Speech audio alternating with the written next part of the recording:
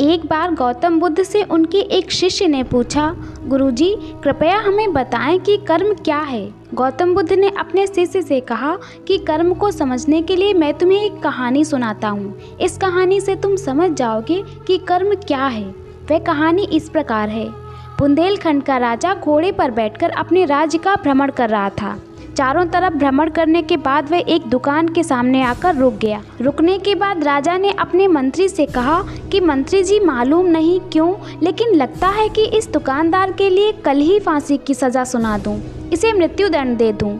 मंत्री राजा से इसका कारण पूछ पाते, इससे पहले राजा आगे बढ़ गए। मंत्री ने इस बात का कारण पता करने के लिए अगली सुबह भेष बदला और आम जनता का रूप लेकर दुकानदार के पास जा पहुंचा। दुकानदार चंदन की लकड़ी बेचने का काम किया करता था। मंत्री ने दुकानदार से पूछा कि उसका काम कैसा चल रहा है। तब दुकानदार ने बताया कि उसका बहुत बुरा हाल है। लोग उसके दुकान पर आते हैं, चंदन को सूंघकर उसकी प्रशंसा करते हैं, लेकिन खरीदता कोई नहीं। मैं सिर्फ इसी इंतज़ार में बैठा हूँ कि कब हमारे राज्य के राजा की मृत्यु हो और उनके अंत्येष्टि में मुझसे बहुत सारे चंदन की लकड़ी खरीदी जाए और शायद वहाँ से मेरे व्यापार में बढ़ोतरी होनी शुरू हो जाए।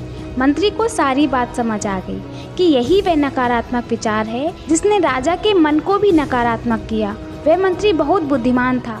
उसने कहा कि मैं आपसे थोड़ी चंदन की लकड़ियां खरीदना चाहता हूँ। यह सुनकर दुकानदार भी खुश हुआ और उसने सोचा कि चलो कुछ तो बिका। उसने चंदन की लकड़ी को कागज से लपेटा और अच्छी तरह पैकिंग करके वह लकड़ी मंत्री को दी। मंत्री अगली सुबह चंदन की लकड़ी लेकर राजा के दरबार में पहुंचे और राजा से कहा कि महाराज, वह जो दुकानदार है उसने आपके लिए तोहफे के रूप में चंदन की लकड़ी भेजी है। ये सुनते ही राजा बहुत खुश हुए और मन ही मन सोचने लगे कि मैं बेकार में उस दुकानदार के बारे में गलत बातें सोचा करता था। उसने चंदन की लकड़ी को हाथ में लिया, उसमें बहुत ही अच्छी सुगंध आ रही थी। राजा इससे बहुत ही खुश हुए और उसने दुकानदार के लिए मंत्री के हाथों सोने के सिक्के भिजवाए।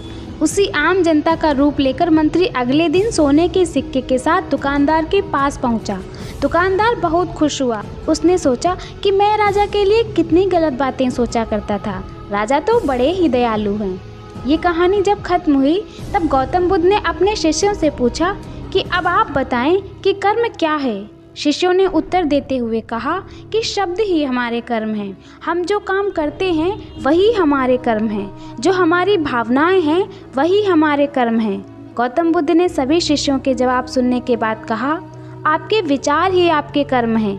अगर आपने अपने विचारों पर नियंत्रण करना सीख लिया तब आप महान बन जाते हैं। जब आप अच्छा सोचते हैं तब आपके साथ अच्छा होता भी है।